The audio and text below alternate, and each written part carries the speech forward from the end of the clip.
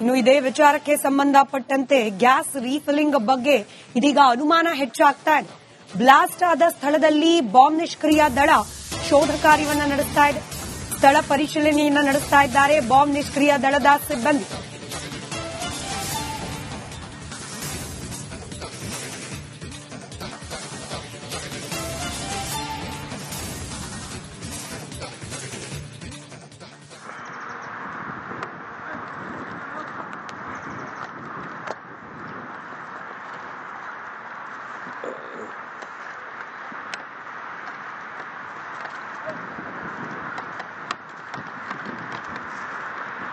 ಮತ್ತಷ್ಟು ಡೀಟೇಲ್ಸ್ ನಮ್ಮ ಪ್ರತಿನಿಧಿ ಚರಣ್ ನೀಡ್ತಾರೆ. ಚರಣ್, ಒಂದು ಕಡೆ ಕ್ರಮವಾಗಿ ಗ್ಯಾಸ್ ರೀಫಿಲಿಂಗ್ ನಡೀತಾ ಇತ್ತು ಅನ್ನೋ ವಿಚಾರ, ಇದಕ್ಕೆ ಸಂಬಂಧಪಟ್ಟ ಶೋಧ, ಅದರ ಜೊತೆಯಲ್ಲಿ ಜಾಗದ ಮಾಲೀಕರಿಗೂ ಹುಡುಕಾಟ ಕೂಡ ಇದೀಗ ಪ್ರಾರಂಭವಾಗಿರೋದು.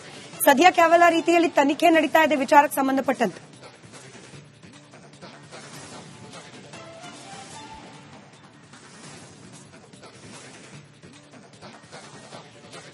ಬಗ್ಗೆ ಈ ಹಿಂದೆ ಕೂಡ ವರದಿಯನ್ನ ಮಾಡಿದ್ವಿ. ಆ ಒಂದು ಸಂಬಂಧಪಟ್ಟ ಹಾಗೆ ಇಲ್ಲಿ ನಿನ್ನೆ ತಡರಾತ್ರಿ 2 ಗಂಟೆಯ ಸುಮಾರಿಗೆ ಬೆಂಕಿಗೆ ಈ ಒಂದು ಜಾಗ ಸಂಪೂರ್ಣವಾಗಿ ಸುಟ್ಟು ಭಸ್ಮ ಆಗಿರುವಂತದ್ದು. ಇದರ ಜೊತೆಗೆ ಮುಂಜಾನೆ ಹೊತ್ತಿಗೆ ರಿಪಬ್ಲಿಕ್ ಕನ್ನಡದ ಕ್ಯಾಮರಾದಲ್ಲಿ ಒಂದಿಷ್ಟು ಗ್ಯಾಸ್ ಸಿಲಿಂಡರ್ಗಳು ಮಣ್ಣಿನ ಅಡಿಯಲ್ಲಿ ಹೂತಿತ್ತಂತದ್ದು ಮತ್ತೆ ಅವುಗಳು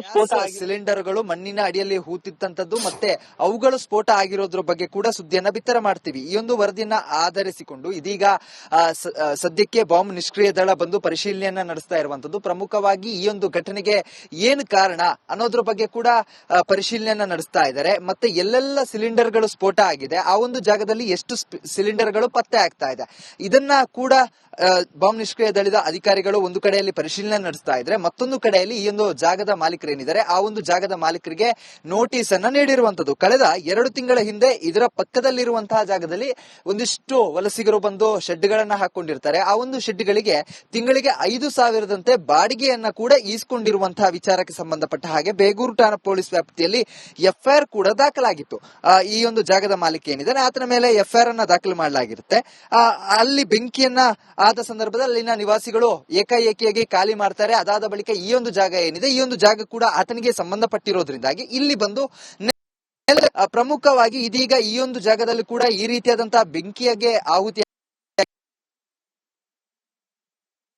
ಅಧಿಕಾರಿಗಳೇನಿದ್ದಾರೆ ಅಗ್ನಿಶಾಮಕ ಇಲಾಖೆ ಅಧಿಕಾರಿಗಳು ಮಾಹಿತಿಯನ್ನ ಕೇಳಿರುವಂತದ್ದು. ಅದರ ಜೊತೆಗೆ ಇಲಾಖೆಯ ಕಚೇರಿಗೆ ಬರುವಂತೆ ಬುಲಾವನ್ನ ಕೂಡ ನೀಡಲಾಗಿದೆ. ಪ್ರಮುಖವಾಗಿ ಈ ಜಾಗವನ್ನ ನೀಡಬೇಕಾದ್ರೆ ಯಾವೆಲ್ಲ ದಾಖಲೆಗಳನ್ನ ಅವರ ಹತ್ರ ಕಲೆಕ್ಟ್ ಮಾಡಿದ್ರಿ, ಅದರ ಜೊತೆಗೆ ನಿಮ್ಮಲ್ಲಿ ಈ ಒಂದು ಜಾಗಕ್ಕೆ ಸಂಬಂಧಪಟ್ಟಂತಹ ದಾಖಲಾತಿಗಳೇನಿದೆ ಸುಮಾರು 50ಕ್ಕೂ ಹೆಚ್ಚು ಮನೆಗಳು ಅಂತ ಹೇಳಿದ್ರೆ ಶೆಡ್ಡುಗಳು, ಅದರ ಜೊತೆಗೆ ಸುಮಾರು 120ಕ್ಕೂ ಹೆಚ್ಚು ನಿವಾಸಿಗಳು ಇರಬೇಕಾದ್ರೆ ಇಲ್ಲಿ ನೀವು ಅಗ್ನಿಗೆ ಸುರಕ್ಷತೆಗೆ ಬೇಕಾದಂತಹ ಕ್ರಮಗಳನ್ನ ತೆಗೆದುಕೊಂಡಿದ್ರ? ಒಂದು ವೇಳೆ ಬೆಂಕಿ ಹತ್ತಿಕೊಂಡ್ರೆ ಓಡಾಡ್ಲಿಕ್ಕೆ ಅಥವಾ ಬೆಂಕಿಯನ್ನ ನಂದಿಸಲಿಕ್ಕೆ ಬೇಕಾದಂತಹ ಕ್ರಮಗಳನ್ನ ತೆಗೆದುಕೊಂಡಿದ್ರ? ಯಾವ ಆಧಾರದ ಮೇಲೆ ಮನೆಗಳಿಗೆ ಬಾಡಿಗೆಯನ್ನ ನೀಡಿದ್ರಿ ಅನ್ನೋದನ್ನ ಕೂಡ ಪರಿಶೀಲನೆಯನ್ನ ನಡೆಸಲಿಕ್ಕೆ ಆತನಿಗೆ ಬುಲಾವನ್ನ ಕೂಡ ನೀಡಿರುವಂತದ್ದು. ಪ್ರಮುಖವಾಗಿ ಮೇಲಧಿಕಾರಿಗಳ ಒಂದು ಒಪ್ಪಿಗೆ ಒಂದು ಸೂಚನೆ ನೀಡುವಂತಹ ಸಾಧ್ಯತೆಗಳು ಕೂಡ ಇರುವಂತದ್ದು. ಅದರ ಸಿದ್ಧತೆಯನ್ನ ಕೂಡ ಈಗಾಗಲೇ ಅಗ್ನಿಶಾಮಕ ದಳದ ಅಧಿಕಾರಿಗಳು ಮಾಡ್ತಾ ಇರುವಂತದ್ದು. ಪ್ರಮುಖವಾಗಿ ಬೆಂಕಿ ಬಿದ್ದಂತಹ ಕಡೆಯಲ್ಲಿ ಇಲ್ಲಿದ್ದಂತಹ ನಿವಾಸಿಗಳು ಸಂಪೂರ್ಣವಾಗಿ ಖಾಲಿಯಾಗಿ ಹೋದ್ರು. ಬೆಳಗ್ಗೆ ಅಗ್ನಿಶಾಮಕ ದಳ ಸಿಬ್ಬಂದಿಗಳು ಜಾಗಕ್ಕೆ ಬರುವಂತಹ ಸಂದರ್ಭದಲ್ಲಿ ಯಾರು ಕೂಡ ಇರಲಿಲ್ಲ, ಎಲ್ಲ ಕೂಡ ಇಲ್ಲಿಂದ ಎಸ್ಕೇಪ್ ಆಗಿದ್ರು. ಆ ಒಂದು ಆಧಾರದ ಮೇಲೆಗೆ ಇಲ್ಲಿ ಏನೋ ಒಂದು ಅಕ್ರಮವಾಗಿ ನಡೀತಾ ಇದೆ ಅನ್ನುವಂತ ಒಂದು ಗಂಭೀರ ಆರೋಪದ ಮೇಲೆಗೆ ಸ್ಥಳೀಯರು ಆರೋಪವನ್ನ ಮಾಡಿದ್ರು. ಗ್ಯಾಸ್ ರೀಫಿಲಿಂಗ್ ಆಗಿರಬಹುದು, ಸ್ಟವ್ಗಳ ಕನ್ಸ್ಟ್ರಕ್ಷನ್ ಅಂಡ್ ಸೆಲ್ಲಿಂಗ್ ಆಗಿರಬಹುದು, ಈ ಎಲ್ಲ ಅಂಶಗಳನ್ನ ತೆಗೆದುಕೊಂಡು ಇದರ ಒಂದು ವಿಚಾರಕ್ಕೆ ಸಂಬಂಧಪಟ್ಟ ಹಾಗೆ ಈ ಜಾಗದಲ್ಲಿ ಈ ರೀತಿಯಾದಂತಹ ಕೆಲಸವನ್ನ ಮಾಡ್ಲಿಕ್ಕೆ ನಿಮಗೆ ಅನುಮತಿಯನ್ನ ಯಾರು ಕೊಟ್ರು, ಮತ್ತೆ ಒಂದು ಕಡೆಯಲ್ಲಿ ಯಾವುದೇ ರೀತಿಯಾದಂತಹ ಕೆಲಸಗಳು ಆಗಬೇಕು ಅಂತ ಪ್ರಮುಖವಾಗಿ ಇಲ್ಲಿ ಗುಜರಿಗಳನ್ನ ತಂದು ಸಂಗ್ರಹ ಮಾಡಿರೋದ್ರಿಂದಾಗಿ ಇಲ್ಲಿ ಒಂದಿಷ್ಟು ಬೆಂಕಿಗೆ ಆಹುತಿಯಾಗುವಂತಹ ವಸ್ತುಗಳೇ ಇರೋದ್ರಿಂದಾಗಿ ಇಲ್ಲಿ ಜನ ವಾಸಿಸ್ಲಿಕ್ಕೆ ಯೋಗ್ಯನಾ ಅಥವಾ ಜನ ವಾಸಿಸಬೇಕಾದ್ರೆ ಅವರಿಗೆ ಬಾಡಿಗೆಯನ್ನ ನೀಡಿದ್ದೀರಲ್ಲ, ಯಾವ ಕಾರಣಕ್ಕೆ ಬಾಡಿಗೆಯನ್ನ ನೀಡಿದ್ರಿ, ಇವೆಲ್ಲದರ ಬಗ್ಗೆ ಕೂಡ ಪರಿಶೀಲನೆಯನ್ನ ನಡೆಸ್ತಾ ಇರುವಂತದ್ದು. ಇದರ ಜೊತೆಗೆ ಬೇಗೂರು ಪೊಲೀಸ್ ಠಾಣಾ ವ್ಯಾಪ್ತಿಯಲ್ಲಿ ದಾಖಲಾದಂತಹ ಎಫ್ಐಆರ್ ನ ಒಂದು ಕ್ರಮದ ಮೇಲೆಗೆ ಆ ಒಂದು ಎಫ್ಐಆರ್ ಅನ್ನ ಆಧರಿಸಿಕೊಂಡು ಇದೀಗ ಅಗ್ನಿಶಾಮಕ ಇಲಾಖೆಯ ಅಧಿಕಾರಿಗಳು ಜಾಗದ ಮಾಲೀಕ ಏನಿದ್ದಾರೆ ಆತನಿಗೆ ನೋಟಿಸ್ ಅನ್ನ ಕರೆಸಿ ಆತನನ್ನ ಇಲಾಖೆಯ ಒಂದು ಕಚೇರಿಗೆ ಕಳಿಸಿ ಕಳಿಸಿ ಅಲ್ಲಿ ಆತನ ತನಿಖೆಯನ್ನ ಮಾಡ್ಲಿಕ್ಕೆ ಕೂಡ ಮುಂದಾಗಿರುವಂತದ್ದು. ಮತ್ತೊಂದು ಕಡೆಯಲ್ಲಿ ಪ್ರಮುಖವಾಗಿ ಈ ಒಂದು ಘಟನೆ ನಡಿಲಿಕ್ಕೆ ಏನು ಕಾರಣ, ಇದಕ್ಕೆ ಸಂಬಂಧಪಟ್ಟದ್ದು ಏನು, ಯಾರಾದ್ರೂ ವೈಷಮ್ಯದಿಂದ ಇದರಲ್ಲಿ ಏನಾದ್ರೂ ಗಿಮಿಕ್ ಮಾಡ್ಲಾಗಿದ್ಯಾ, ಜಾಗಕ್ಕೋಸ್ಕರ ಏನಾದ್ರೂ ಗಿಮಿಕ್ ಮಾಡ್ಲಾಯ್ತಾ ಅಥವಾ ಇವೆಲ್ಲದರ ಬಗ್ಗೆ ಕೂಡ ಚರ್ಚೆಗಳು ಶುರುವಾಗಿದೆ. ಈ ನಿಟ್ಟಿನಲ್ಲಿ ಇದೀಗ ಬಾಂಬ್ ನಿಷ್ಕ್ರಿಯ ದಳ ಕೂಡ ಬಂದು ಪ್ರಮುಖವಾಗಿ ಈ ಒಂದು ಜಾಗವನ್ನ ಪರಿಶೀಲನೆಯನ್ನ ಕೂಡ ನಡೆಸ್ತಾ ಇರುವಂತದ್ದು. ಸ್ಮಿತಾ, ಧನ್ಯವಾದ ಚರಣ್ ಮಾಹಿತಿಗಾಗಿ.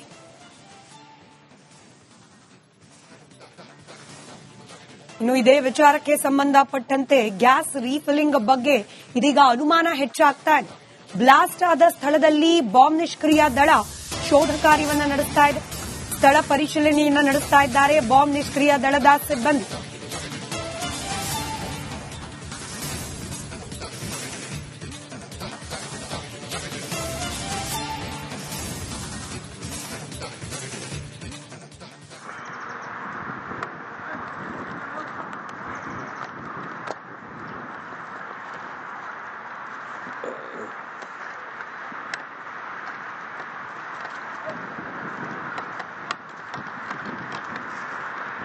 ಮತ್ತಷ್ಟು ಡೀಟೇಲ್ಸ್ ನಮ್ಮ ಪ್ರತಿನಿಧಿ ಚರಣ್ ನೀಡ್ತಾರೆ. ಚರಣ್, ಒಂದು ಕಡೆ ಕ್ರಮವಾಗಿ ಗ್ಯಾಸ್ ರೀಫಿಲಿಂಗ್ ನಡೀತಾ ಇತ್ತು ಅನ್ನೋ ವಿಚಾರ, ಇದಕ್ಕೆ ಸಂಬಂಧಪಟ್ಟ ಶೋಧ, ಅದರ ಜೊತೆಯಲ್ಲಿ ಜಾಗದ ಮಾಲೀಕರಿಗೂ ಹುಡುಕಾಟ ಕೂಡ ಇದೀಗ ಪ್ರಾರಂಭವಾಗಿರೋದು. ಸದ್ಯಕ್ಕೆ ಯಾವೆಲ್ಲ ರೀತಿಯಲ್ಲಿ ತನಿಖೆ ನಡೀತಾ ಇದೆ ವಿಚಾರಕ್ಕೆ ಸಂಬಂಧಪಟ್ಟಂತೆ?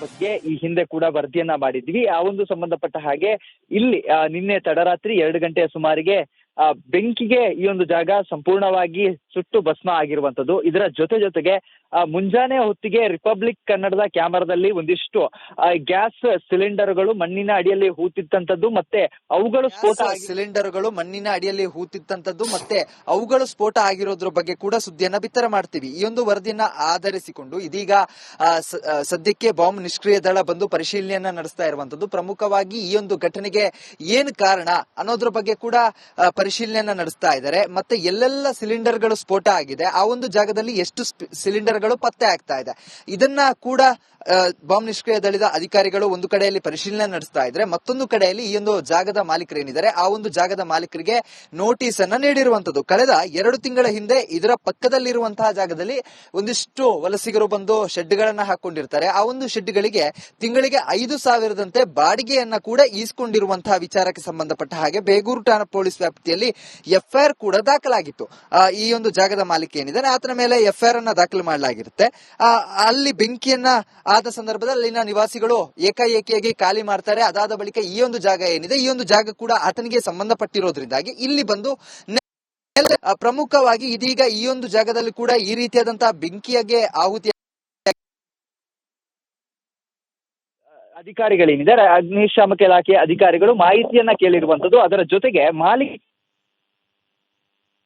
ಇಲಾಖೆಯ ಕಚೇರಿಗೆ ಬರುವಂತೆ ಬುಲಾವನ್ನ ಕೂಡ ನೀಡಲಾಗಿದೆ. ಪ್ರಮುಖವಾಗಿ ಈ ಜಾಗವನ್ನ ನೀಡಬೇಕಾದ್ರೆ ಯಾವೆಲ್ಲ ದಾಖಲೆಗಳನ್ನ ಅವರ ಹತ್ರ ಕಲೆಕ್ಟ್